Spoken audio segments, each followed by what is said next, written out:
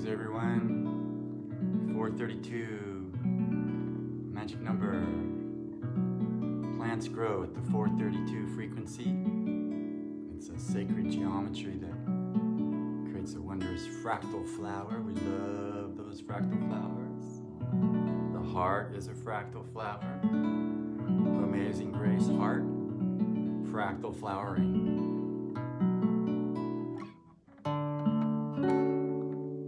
Invite you right now just to hum along, just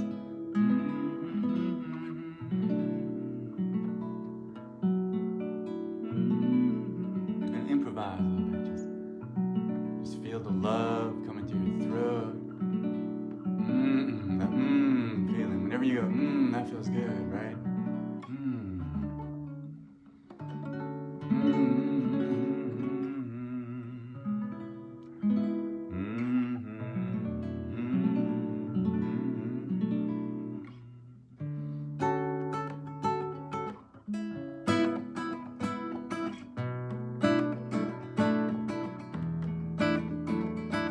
Give love, it's the only thing that heals you.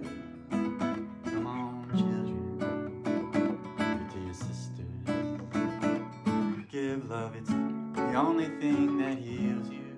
Come on, brothers, give it to your sisters.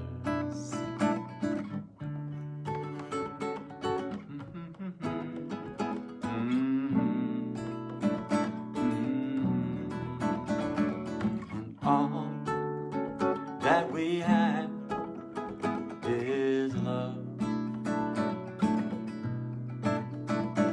and all that we have is love. Love, and all that we have is love. So give love, it's the only thing that heals you.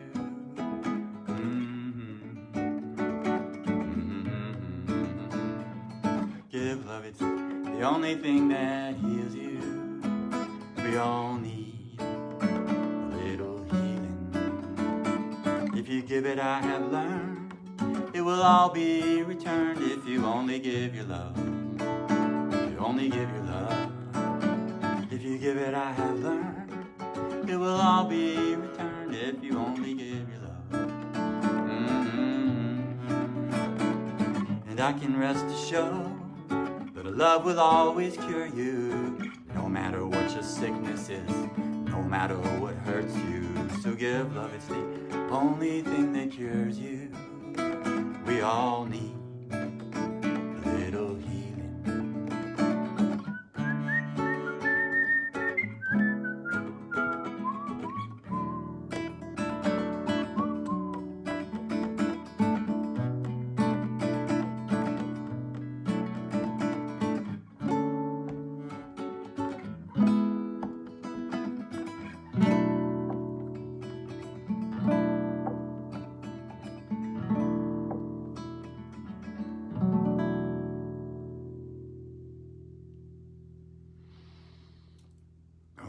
Great greetings to everyone. We have a wondrous little meditation planned here tonight on water, that divine and most wondrous substance. So if you all have a little agua at your side, I recommend worshiping this particular wondrousness that we are at least 70% of. Born as a baby, 90% water. Hovering right now, probably 70%, 60% if you're getting older. Basically, from what I understand, when we die of dehydration if we're doing the slow kind of fade out with some kind of chronic disease. So water is understood as the perfect pressure. Now, it's really interesting to me that if you ask 100 people, what is pH? They'll go, oh, it's that thing, alkaline, it's like the thing in your body, But what they don't usually know is that it's the percentage of the hydrogen.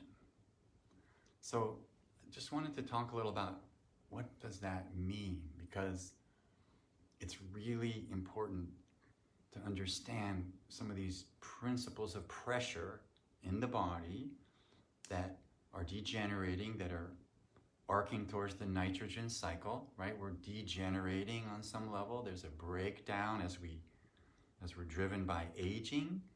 Aging isn't necessarily bad from the point of view that it drives growth and maturity, right? And then we slough off and regenerate as we go. So this wondrous water agent that's made very much of hydrogen, let's just talk about the role of hydrogen. So in the atomic table, which certain scientists understand as the electric pressure outreach of the sun, it comes out and bumps into the universe, right? There's all this blah, blah, blah, blah, blah, blah, blah. It gets compressed, and as hydrogen gets heavier, hydrogen has no opposite, right? Hydrogen's of a unique element, unique noble gas. And then as soon as we get to helium, helium then balances out with carbon. You have the carbon-nitrogen cycle, and then the next noble gas is neon, and that balances out with silicon, and then we're down in argon, and that balances out with cobalt. So the atomic table is a wondrous thing of pressure. If we understand what's going on, there's 62 octaves of pressure in the atomic table. So the first 2 octaves are hydrogen above us, you could say. And then helium is kind of like our brain, right? This level of pressure has the first 8 elements in the atomic table.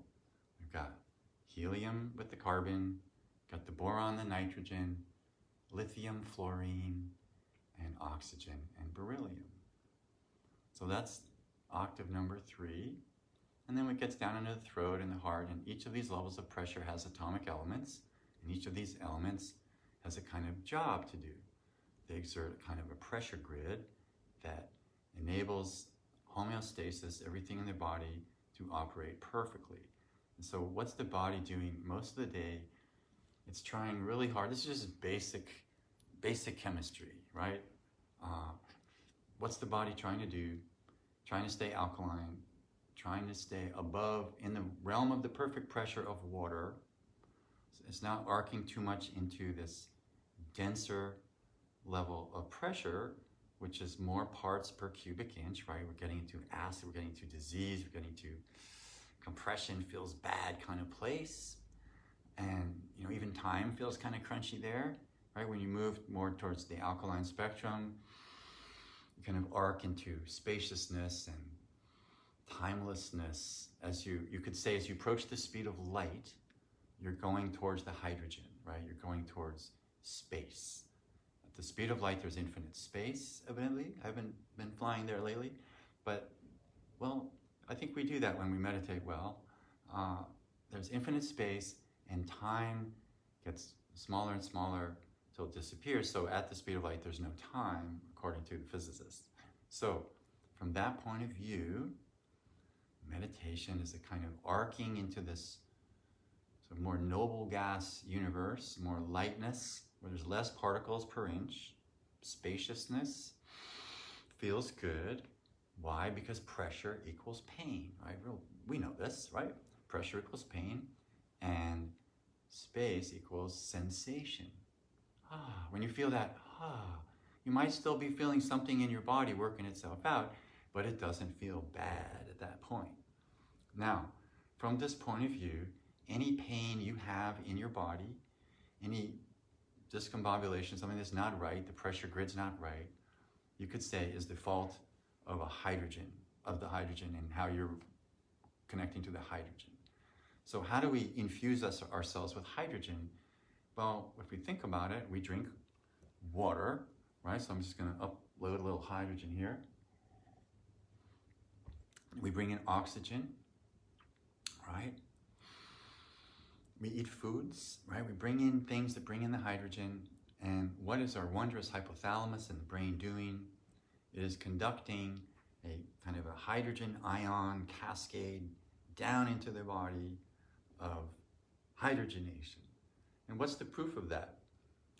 When we die, that stops, right? This amazing master control center gland assembly that's sending hydrogen ions down and driving the hormonal systems which run the show. That when we die, our body goes negative. Basically, we just like increasing negative pressure as these nitrogens and heavier substances start to eat away at us, and pretty much you're just gonzo, right? The negative pressure just drops out, and that's it, right? No life force. So when you go to a yoga class and you are taking in prana shakti, when you're doing pranayama, when you're doing breathing exercises, you're basically girding up hydrogen against the pressure in your body that is somehow gone to acidic, right? There's some kind of dropout, right? You need some other part of your body has to go alkaline to counter it, right? This is wondrous equilibration of pressure. We're kind of like a hydraulic system. So what is one of the best ways to balance the atomic elements in the body? Is obviously kind of an alignment with stillness, because stillness distills, right? Stillness allows the pressure grid that might be responding to who knows what, right? Creating all kinds of disruption and agitations and crazy stuff. When that all balances out in the meditative waveforms, this crunchy level of frustration just kind of relaxes.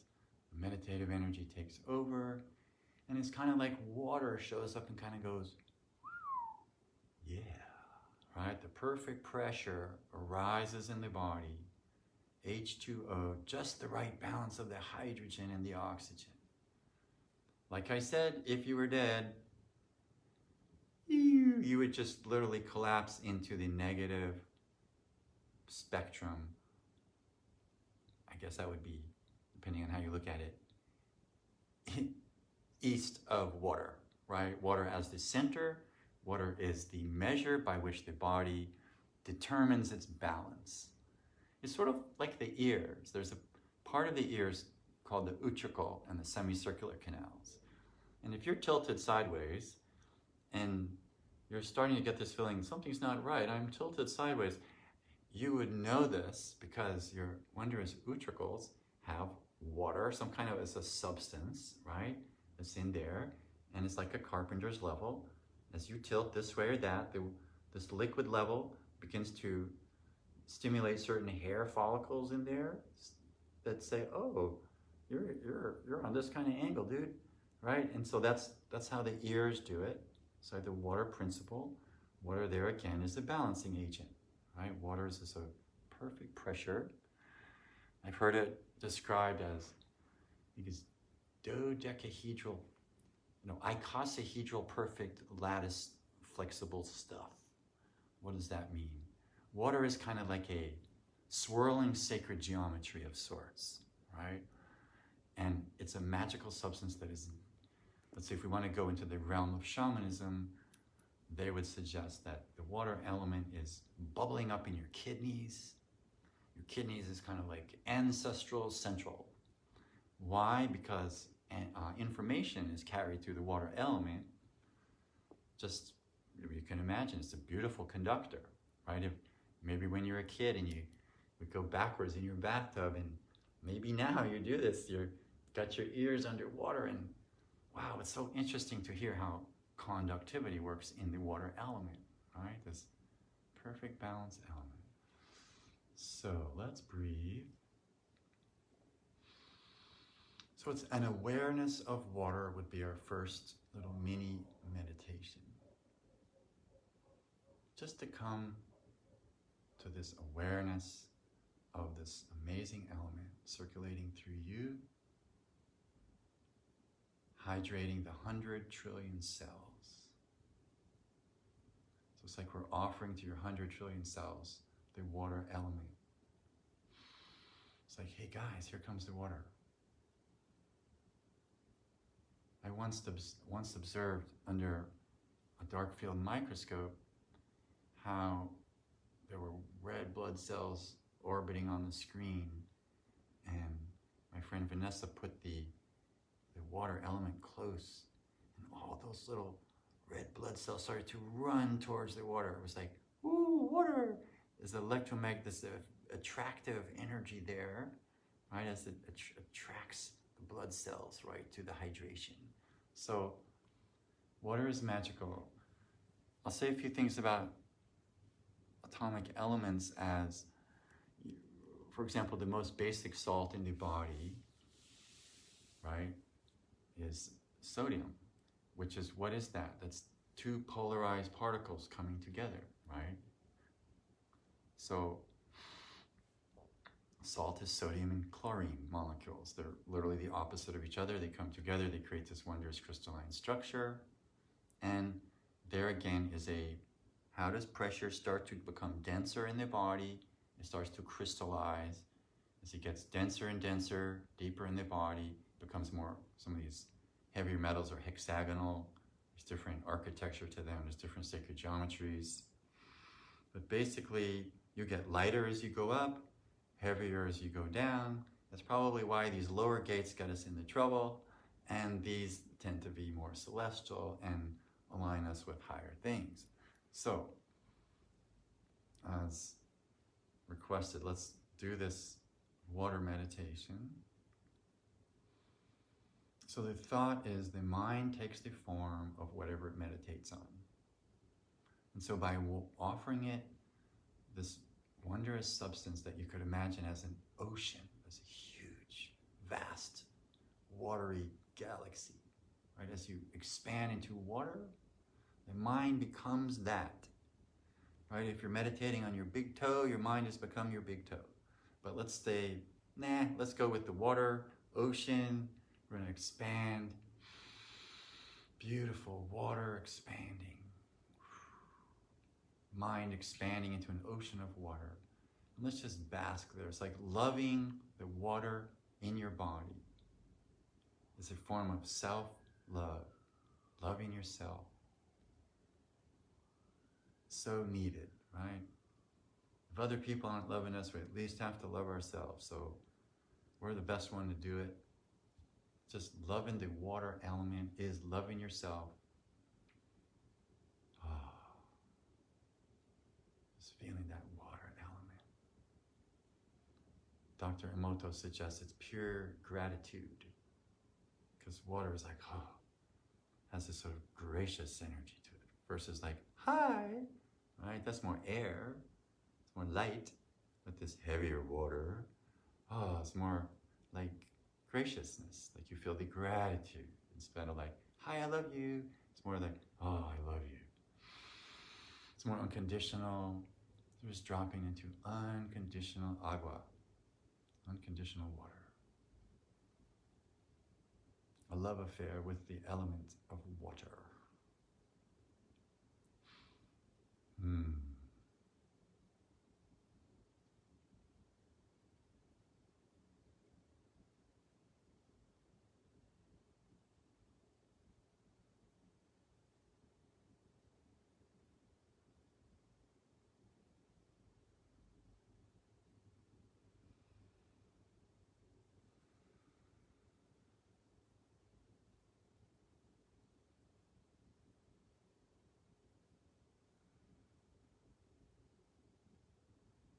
Mind meditating on an ocean.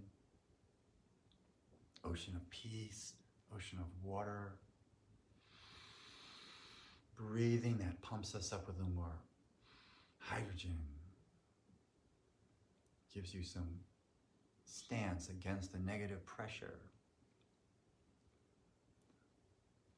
According to this understanding, it's the increase of negative pressure, negative electric pressure that would attract bad stuff, right? Whatever it is, whether it's a bad relationship, bad car accident, bad situation, the food you bring back from the grocery store. How come you just happen to get the bad one?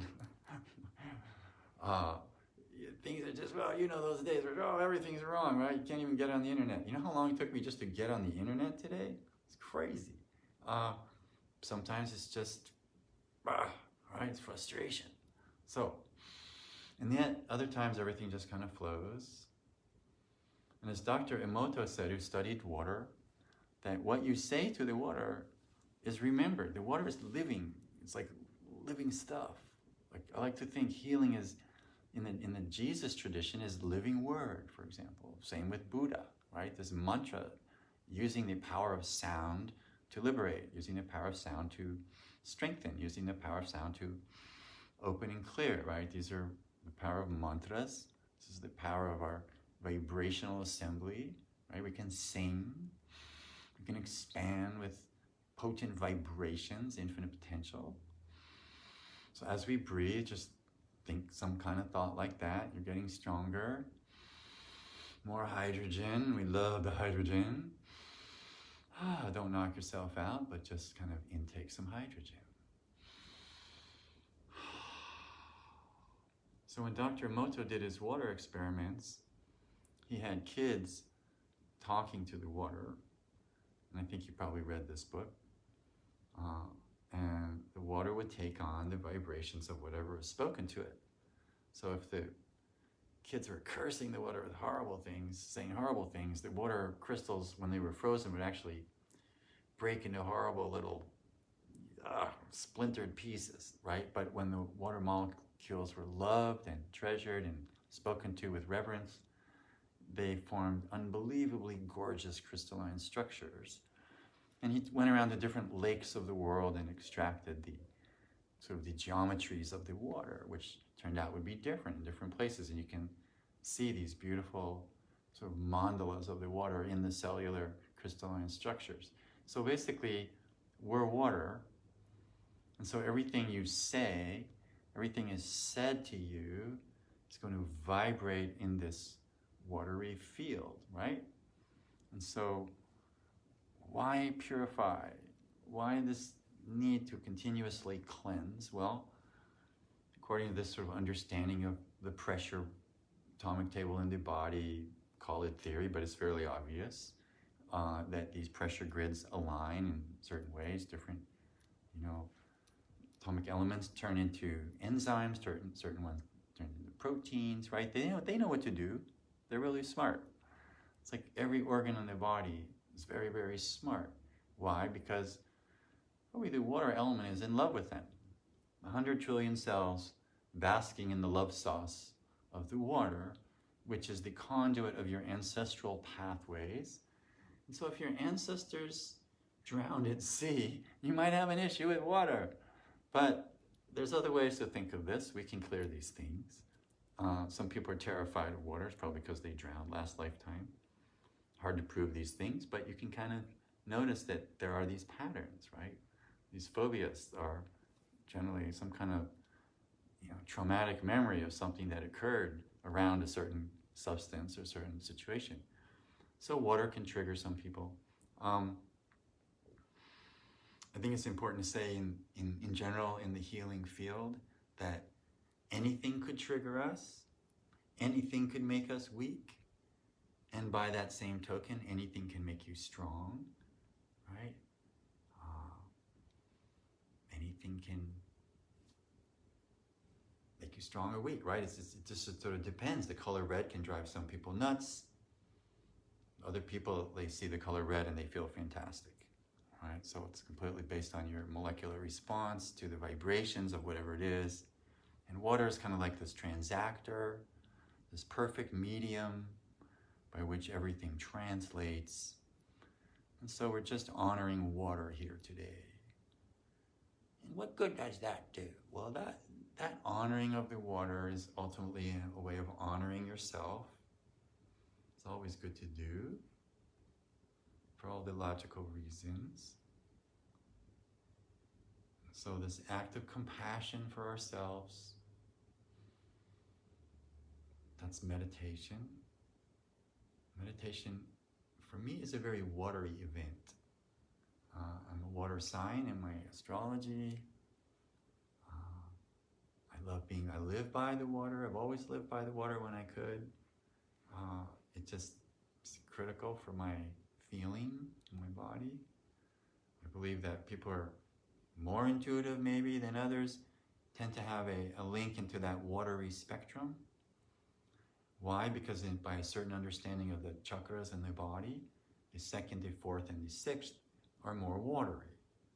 What does that mean? Well, 1, 3, 5, and 7 are kind of like, call it floors of a building, right? There's something solid about them. Like the base gives you solidness. And then there's this sort of watery relational chakra. And then there's this sort of firm, willful, kind of sort of denser energy chakra that exerts force and does whatever your will wants to do. And then the heart is this kind of radio station that kind of converts spirit to matter, matter to spirit, right? It's very, very river-like in its outflow and intake. And then we get to the throat, which is more of it's a template, right? It's a blueprint place, that blue place that evidently holds the codes in the logos, the word power of our being, this bandwidth of logos as languaging, as code, as what we say, as how we understand, right, the narrative. This is all very much of a fixed quantity sometimes, right? The narrative gets really like, and that's the way it is, right? Law of comfortable space has gelled itself into lots of fixicity for folks to be comfortable with. And then the law of uncomfortable space comes along like a wind from another direction, because everything's always changing. And then that uncomfortableness sort of vibrates the comfortableness into a new comfortableness. And this is the healing law of comfortable space. And water very much follows this law of comfortable space. So let's contemplate that, like the law of comfortable space. In certain ways, next to the law of love, my favorite law, because it basically describes why everything is the way it is, right? It's like, why do you sit at the table in a certain way with your family, right? It's the law of comfortable space, right? You're not sitting in each other's laps, right? You're not putting food on your head unless you're having a really good time. And there it is, right? Law of comfortable space. Everything kind of fits in. One example I used to use would be, we kind of find the golden mean ratio there. For example, you get on a bus and there's nobody on the bus but some dude coughing with, bleh, he's got some TB or something. And so are you gonna sit next to that person when there's all this space in the bus? Absolutely not, right? You're gonna most likely go as far away from that discharging person as you can to be free of the shedding. And well, but then it might occur to you that, hey, I'm insulting this guy, right? He's looking at me strange. Like, so you don't go all the way far away. You find that golden mean ratio where you're just far enough away that you're comfortable and just close enough as if to say, hey, dude, you know, I don't think you're the most horrible thing that ever was because you're human. So we kind of navigate this ratio, right, in comfortable space dynamics. Now, let's, for our meditative purposes, turn that thought form within and notice, how is the law of comfortable space working for you, right? What does that mean? Your law of comfortable space is essentially saying all of your molecules are there, all of them are exerting their magical pressure grid that they do. If they're not right, you're going to feel it. You're going to feel it as pain. It's going to be uncomfortable. And your body is going to kind of go, more hydrogen, right? It's literally, you're going to just start looking around for the water because all your cells that wanted to run across the microscope slide, like I suggested, are just like so ravenous for that water.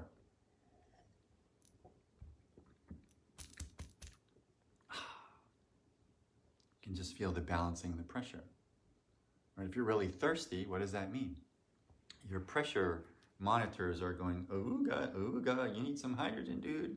So we drink water. The cells demand it. And we're constantly equilibrating, balancing with this incredible array of forces that is the human body, right? And then those are influenced by an incredible array of external forces. But let's say we're just going to bring our attention to the inner forces. So we breathe. And awareness plus whatever you do is sort of the magic sauce, right? If you want intention, you add awareness, and then you get luck, you get good stuff, right? That generates a powerful link to your desire matrix to extract stuff from the vacuum, right? To pull from this universe the emergence that you need, right? Whatever you want to pull out of this wondrous active vacuum field that we are, of pressure. Okay, so that's a lot for the mind. So we're in a relaxed brain. Just drop it into the heart. If you watch any astrologers on YouTube lately, they're all saying, it's a crazy time, you gotta drop into the heart, right? Mars is retrograde, drop into the heart, right? Maybe do the inner battle, maybe. Okay, so we're dropping into the heart. Argon rules the heart. What does that mean? The noble gas of argon, from a certain scientific point of view, is the most noble of the gases. And then notice the water pressure all around and throughout. Monitoring the pH, the percentage of the hydrogen. Percentage of the hydrogen. You don't have enough hydrogen, things are going to be painful. So that's a really simple way to talk about healing, right? That if the negative electric pressure starts to get bigger and stronger, you know you need to feed yourself, or you need to breathe yourself, or you need to add hydrogen to the mix, right? Drink more water, just download that hydrogen. Because otherwise we're going down towards dead, right? We're arcing into that negative pressure universe.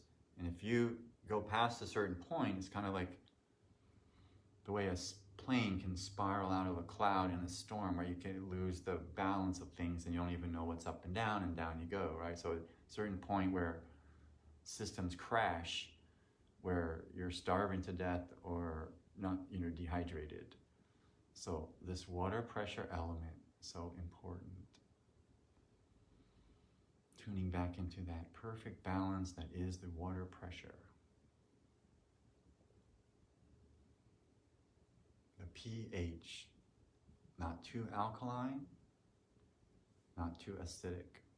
Your body wants to come to neutral. You want the pressures to be equal, right? Equal negative, positive pressure. That feels really good, right? That's the deal. Meditation will do that. That's its function on some level, right? Meditation, distillation kind of thing, right? We're just going to distill.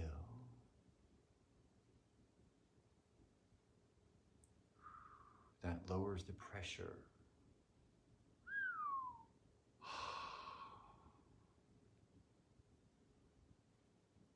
People are asking me, what do I do with all this pressure in this crazy time? Meditation, meditation, meditation, hydration, meditation. Sounds like a Stevie Wonder song. Vibration, you say soon, to the world, right? We're just breathing. Distillation.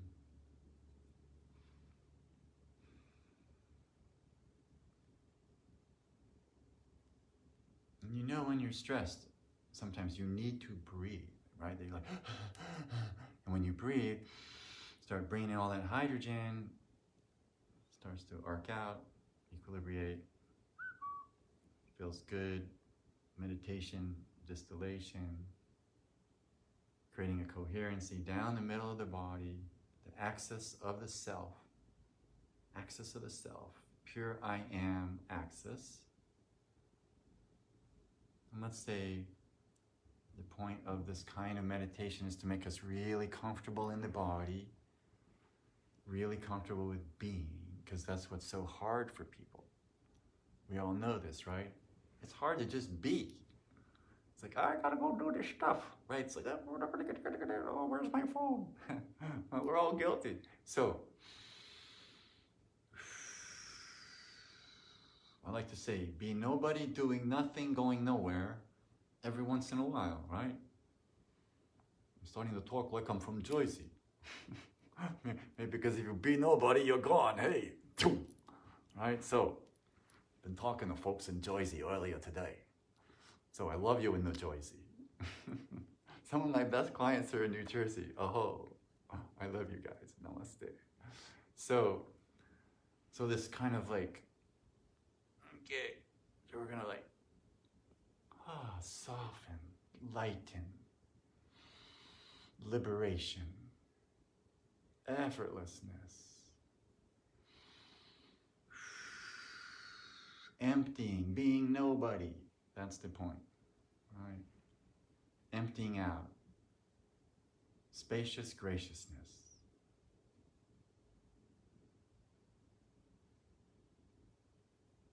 Just feel what it's like just to be empty, but to be fine. I think the problem is often, right, you feel empty, and that's not a good feeling.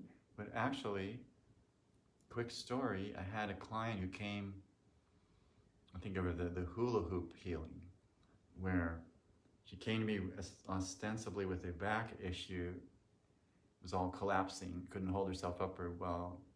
And my gut feeling was, the family has collapsed or something. So I said, did you lose your family? And then she burst into tears, and because that's exactly what it was. And so we did a bunch of stuff, but at some point we said, well, let's kind of like encircle us in the hula hoop of love, right? And what's the hula hoop of love? Well, you just put yourself inside one and think about, it can be like a little monkey looking out if you want.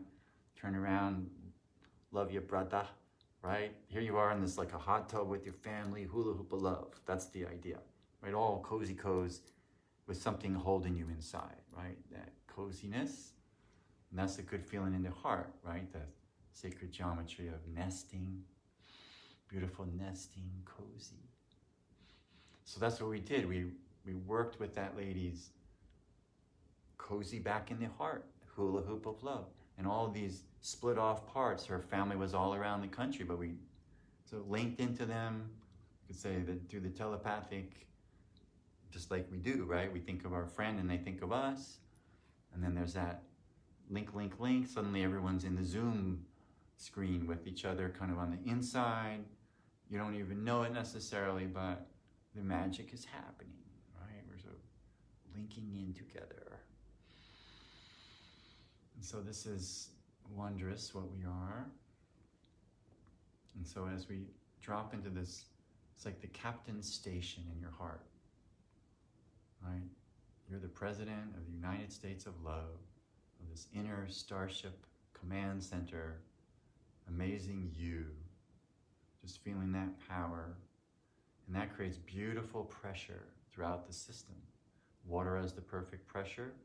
And when we do mantras and say beautiful things and love each other, right, that infuses the water with more love, which is our body. We feel better.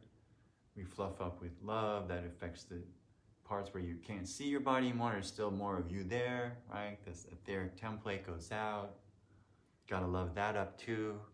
Love these organs and glands. And that's kind of what water circulating through the Sheng cycle of the body is. Right? We're kind of loving the body up, kind of elementally, in an organ pair kind of groove throughout the body. And then if we're not well, there's going to be a stuckness. There's going to be a blockage or congestion. My guru used to say, all diseases begin in the stomach, right? On this subtle atomic level, right? Dis-ease is there, and then it starts to spill out into, the organs are vibrating funny. So, with this understanding of pressure in the body, you could say by drinking water, by pranayama, by meditation, just those three initial responses to some disruption in your field is going to at least take care of the hydrogen part. And what's the deal with that? Because as I said earlier, the hydrogen is everything in terms of pain in the body, right? It's any pain in the body is an affliction of hydrogen. There's not enough there usually. Or maybe there's too much in a certain spot, but that's not usually the case. It's usually when we're feeling bad, we've started to go into this negative pressure, negative electric pressure side of the water spectrum, and the water is the gauge, and we're like, hey, we're not like the water we want to be. Oh, and everything compresses because that's what acid means, right? There's more particles per square inch, cubic inch in this case, right? There's a compression happening, right? As we compress, we get depressed, suppressed, oppressed. You get the idea, right? And so what's the solution for a lot of people is to express, right? And so out of this comes their liberation. They say something that makes them feel better, or maybe it's they do a mantra and that affects the water element. But the power of languaging can pull us out of a swamp, and it can get you into a swamp. So power of languaging, sacred languaging, living word. So let's use that principle. I love you, thank you. Just thanking yourself. That's an inner mantra. It's good to have a few English mantras, right? Because we know what they mean. Mantras are sometimes good if you don't know what they mean. It could take you out of your head. We like those. But then there's the mantras that you need when you're in pain, right? You're suffering. And, the mantras that take you out of your head might be good too, but the ones that are like, oh, love. I love you. I love you. I love you. Best mantra in the business. Best mantra in the universe. I love you. Thank you. Always good to do that, right? I love you. Thank you. I love you. Thank you. I love you. Thank you. I love you. Thank you. I love you. Thank you. I love you. Thank you. I love you. Thank you. I love you. Thank you.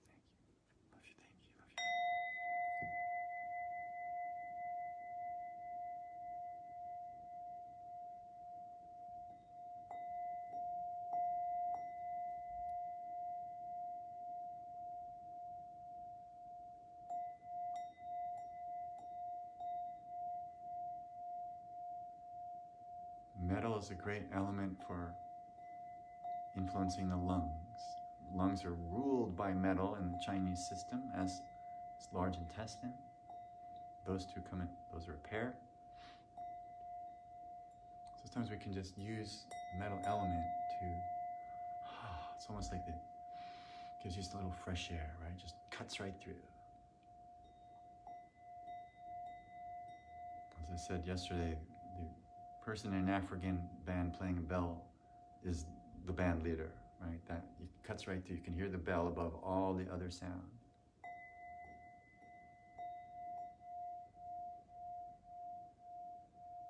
So peace, beautiful feeling peace.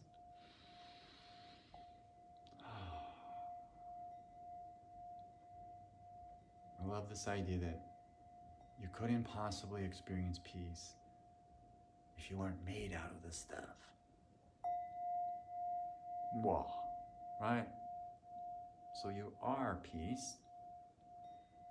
And that kind of implies that your natural state is water pressure. Water is peace. Water is neutral. Water will do whatever you want water to do. Isn't water wondrous? Right? You can spill it, you can squirt it, you can swim in it, right? It's water, water, water. It's like super yin, super female element, right? It's just gonna like groove with you. So we're just loving our water here. You got some water, we'll take a little H2O. And you can just kind of feel how that shifts the pressure a little bit, right? So there it is. There's the clue if you're not feeling good. It's not just how much water you drink. I believe it's your relationship to the water, right? You kind of have to love the water. Otherwise, you'll probably drink bad water. You'll be drinking the fluoride there. So let's say fresh water, wondrous water, blessed water. And how do we bless water? There's a million ways, as you know, depending on where you come from. Well, let's say With our mind, we can bless water, sort of like we bless. Just do it instantly. We send that super loving feeling to the water. Water is ancestral. As I said, contains the information from the ancestors. It bubbles up from the fountains, the ancestral springs.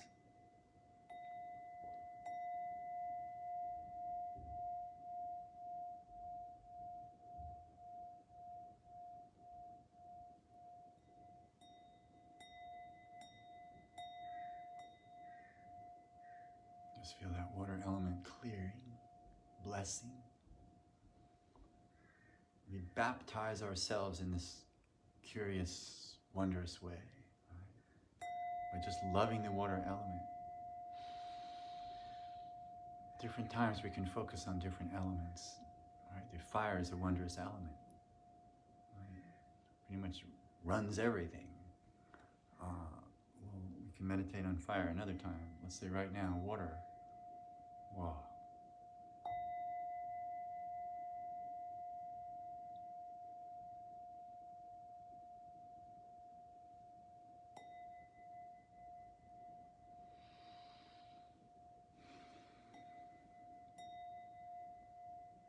When I think of water, I think soft. When I think softening, it's a great command to the body, right? You soften. It's a multi-vectored command. So we soften, meditating.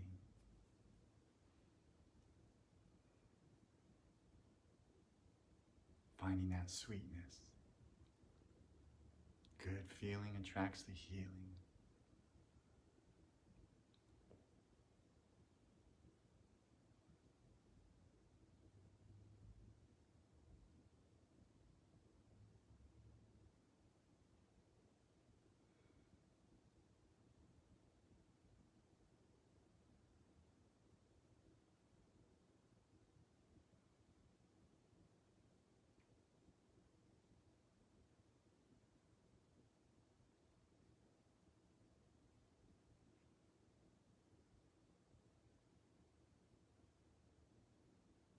Maybe a good moment to delete some stuff, meaning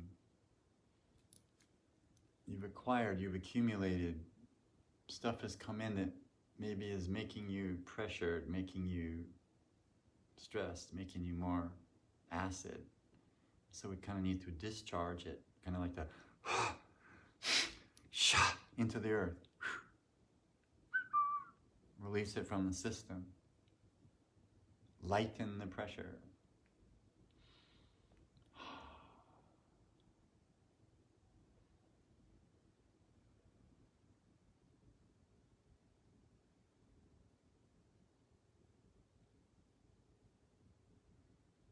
Just feel yourself getting lighter in the same way that you could heat up your hands if you just start thinking about it, right? Just kind of heat them up, right? I can feel them already, just heating up. Just the idea of heating up my hands. And let's say if you feel like doing that, recover the eyes. Beautiful feeling. Softening the eyeball sockets.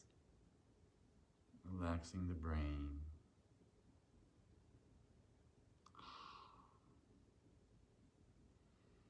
Breathing through the nose. And softening.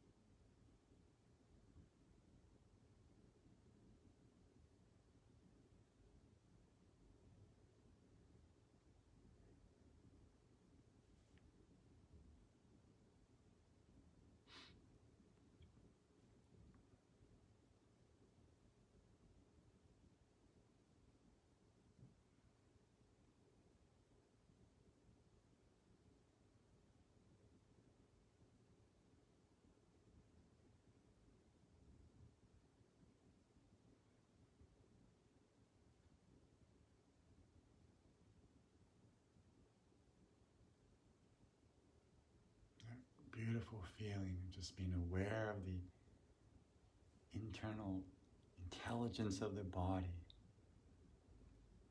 Body intelligence. In the movie, My Octopus Teacher, right, this amazing marine biologist in South Africa, he's swimming through the water world in this lagoon, Alaria kelp lagoon, filled with wondrous creatures. And for a year, well, I won't spoil the movie, but my point is just that he's swimming around in this complex ecosystem brain. Everything is connected. Everything knows what to do. This fish eats that fish, right? This thing does that. It's all been doing it for millions of years and has figured out, you could say, the law of comfortable space and pressure in that kind of environment. Right? So if we think about that kelp lagoon strikes me as, it's kind of like what a cell looks like in your body. It's kind of like a kelp forest, right? The cytoplasm with all of these things going on, right? So busy, those cells. Right? We don't really think about that, maybe. But those cells are doing a lot of work for you there, right? They're wondrous. They're like Grand Central Station. They're so busy, and yet they're just doing their metabolic job. And they look like, to me, a kelp lagoon, a watery world of wondrous electrical interface of creatures and microorganisms and, wondrous water intelligence. So let's just apply that to your body. The 100 trillion cell system. It's kind of basking in the sort of kelpian water world, this sort of amniotic ocean of your being. And from that point of view, your consciousness is very watery, right? Your heart, love is very watery. Now we can get kind of brittle in the throat, right? Right? We get really harsh. Our bioplasmic field can be like edge of a hatchet, right? With the languaging. But that can soften. And ultimately, one thought is we want that trap door in the throat chakra to kind of open, and this water world of the heart arises up into the water world of the third eye, the pineal gland. Now, some folks say if you drink too much fluoride, it calcifies your pineal gland. I don't have the research on that at the moment. But it makes sense to me intuitively, right? That your third eye requires this sort of liquidian universe, right? It's an astral kind of beacon, right? It's like an antenna. And from what I understand, the pineal gland works together with your atlas major vertebrae, the very top of your spine, is sort of the male component, right? This strong atlas major, and we've got the pineal gland, and this sort of female-male interbalancing face situation there relaxes the amygdala, relaxes your hippocampus. It's kind of like a cranial adjustment, right? That there's a lot of chiropractors that are specifically trying to fix your atlas major so you can have spiritual experience. So what does that tell us? Well, that's what I'm talking about here, that there's this interface with the subtle energy system of the pineal gland with the kind of transmission station of the spine. And so we're just kind of thinking energetically, these are working together, and how cool is that? And then we come to balance, and we breathe. Just feel it's almost like a liberation in the third eye. So if we're requesting that the gates of the throat chakra, sort of through voice activation software, humans are apparently voice activated. We just say what we say, and body follows if it likes that command. Like this sort of gate opens, love flows up, fountains out. Yogis have magical experiences in that kind of operational system. So let's just tune into that. It's like the water world here, Not the Kevin Costner movie, but the inner realm of your being, the water world. What a world, right? Full of the cytoplasms, full of this blood that's spiraling. Blood is a watery world. It's neutral, right? And yet there's the pressure elements in the blood, we know is the copper and the manganese provide this current that electrocutes the bad guys. We've got iron and nickel are these pairs in the atomic table that work together. And they pretty much set up a neutral station in the blood, right? This sort of iron conductivity. And so we're just feeling this beautiful flow grid of the body. It knows just what to do if we allow it. It's like water is very smart stuff. The organs and glands are extremely intelligent.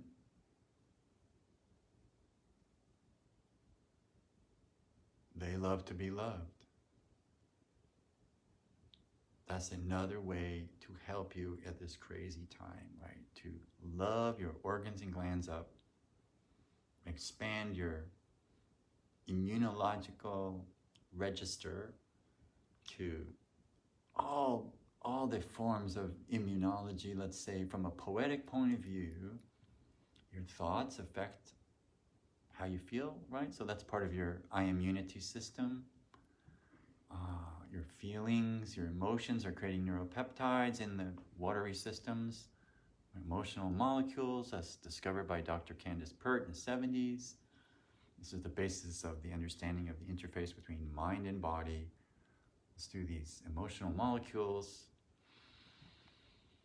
And so we're just celebrating this wondrous system, this good feeling in the body of everything in balance.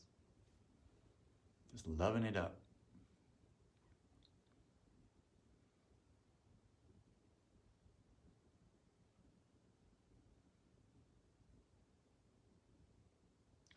So hopefully with a meditation like this, when you see water again in some form, you might connect to it as, oh, right, that meditation, water, how amazing, rather than water, right? Rather than just take it for granted.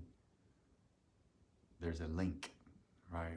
We unpacked that water bottle there and checked out agua on a metaphysical level, physical level, emotional level.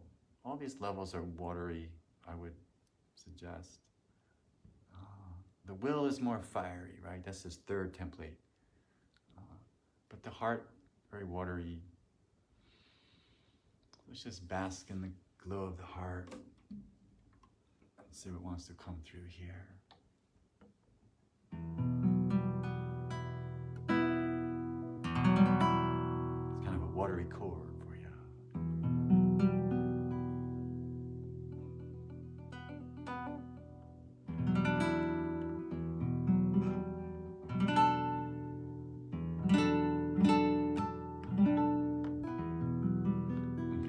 Downloading, winking, blinking, and nod. That wondrous watery world that takes us into sleep. Beautiful sleep. Into the theta waves we go. To the alpha. Beautiful oceanic feeling.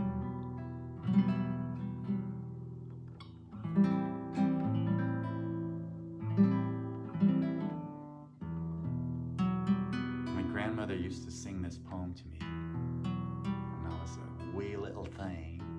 Every night in the summer, she'd read Kipling, Shiv who poured the harvest and made the winds to blow. Sitting at the doorway of a day long ago, gave to each his portion, food and toil and fate, to the king upon the gutty, to the beggar at the gate. So I would read Kipling and I would think about Shiva. Indoctrinated at an early age by an unsuspecting grandmother, like singing about the wonders of Shiva to her 7-year-old grandson. But she would also sing beautiful poems, the White Seal's Lullaby, I'll sing that another time. But winking, blinking, and nodding. The way she would do it would sound kind of like winking, blinking, and nod one night. Sailed off in a wooden shoe into a river of crystal light, into a sea of dew. Nets of silver and gold have we, said winking, blinking, and nod. The old moon laughed, sang a song as they rocked in the wooden shoe.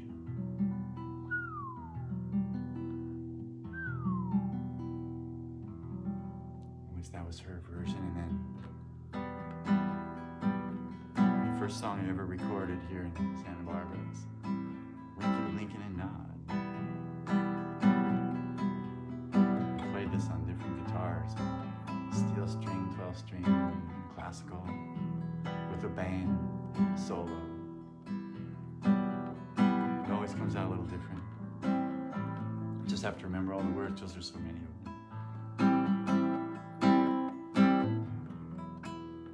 I might just sing some selected verses and see what feels right.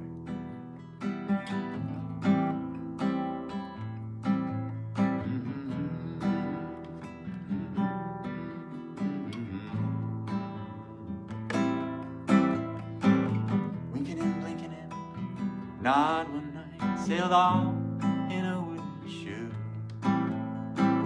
sailed on a river of crystal light, into a sea of dew. Where are you going and what do you wish? The old moon asked the three. We've come to fish for the herring fish that live in this beautiful sea.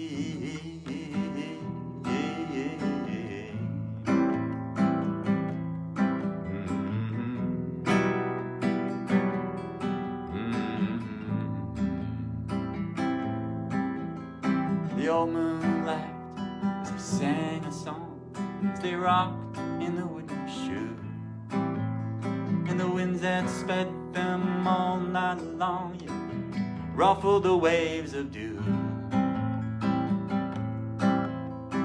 Little stars were the herring fish that lived in that beautiful sea. Cast your nets wherever you wish, never afraid are we.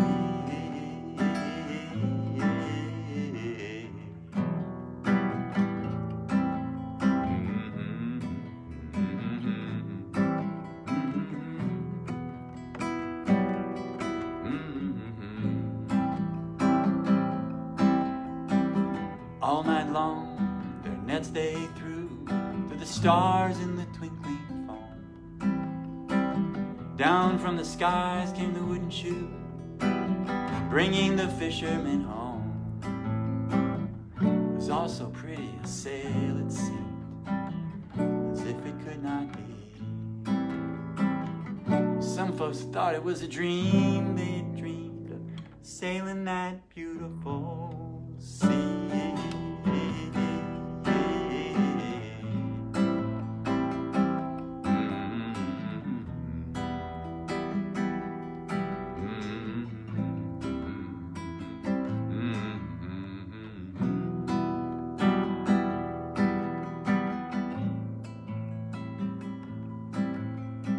Winking and blinking are two little eyes, nod is a little head, and the wooden shoe that sails the skies, wee ones trundle bed.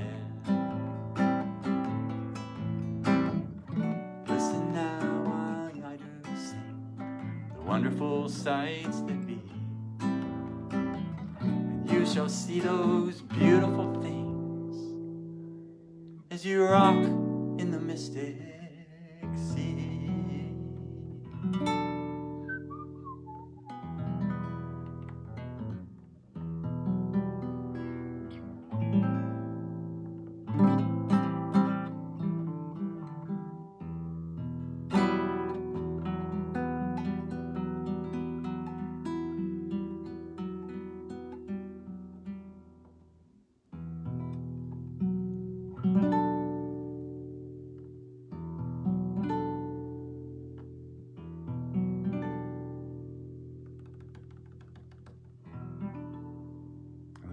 journey in a little wooden boat there, you know.